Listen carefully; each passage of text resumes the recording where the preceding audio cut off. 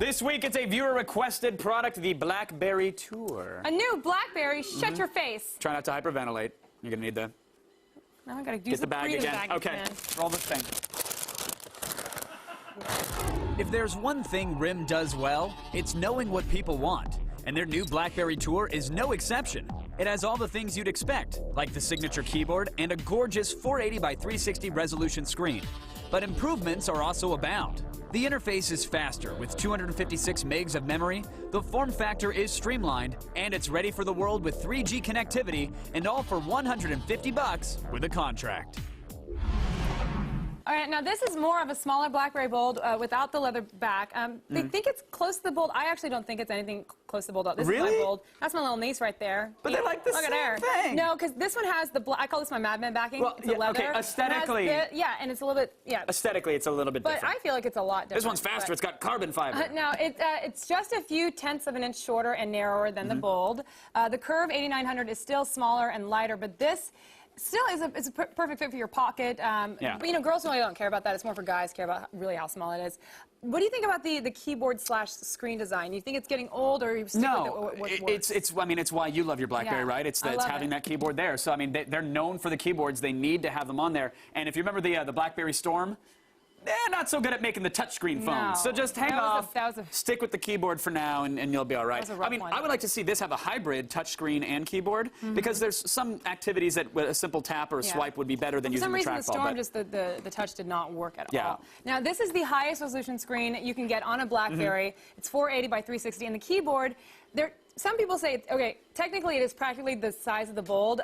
It's like a tenth, like smaller or something. But to me, when I use the Bold, I love the keyboard. When I use this, it feels a lot different. I know it's not that much different. It's very negligible, but if you're used to something, obviously you're going to notice the difference. Some other people who aren't used to it, they think, oh, it's not a big deal, but it feels smaller. But it's the same tried and true BlackBerry interface, at least. There's nothing wrong with that. The screen does look spectacular. The icons, the videos, the pictures, they're all really crisp and clear. The keyboard, I'll agree, because it's slightly smaller, it's not as easy to type on as the Bolds. But you'll get used to it really quick. You'll get used to it. It's still near perfect. And of course, there's the trusty trackball on there for when you're playing your breakouts or whatever you kids do with your crazy crackberries.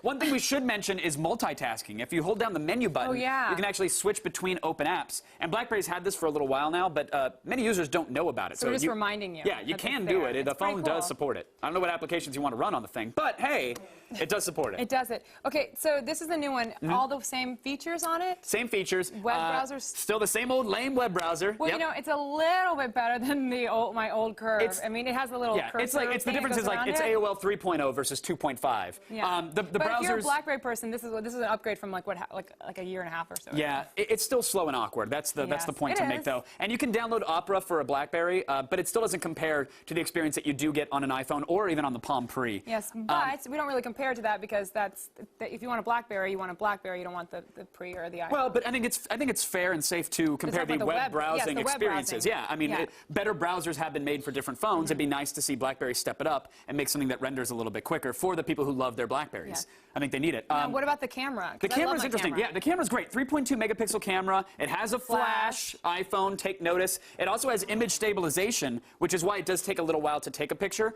The image quality is not the greatest, but if you're in a nightclub or any dark situation, you're going to want to see that creep right there. You're going to want that to come out, so then you know who to question about your missing daughter or son. The app world does have over 3,000 apps. It's still easy to use. You can download them. The phone does have a limited 256 megs of storage, but it is expandable with microSD, which is good. Email, of course, is very solid. One thing that really bums me out about the Tour is the lack of Wi-Fi. I feel like, it's just not way to Paula Abdul it. It's one step forward and two right back because they literally took out Wi-Fi altogether, which is kind of crazy. They shouldn't have done that. I mean, it's an important feature on any smartphone.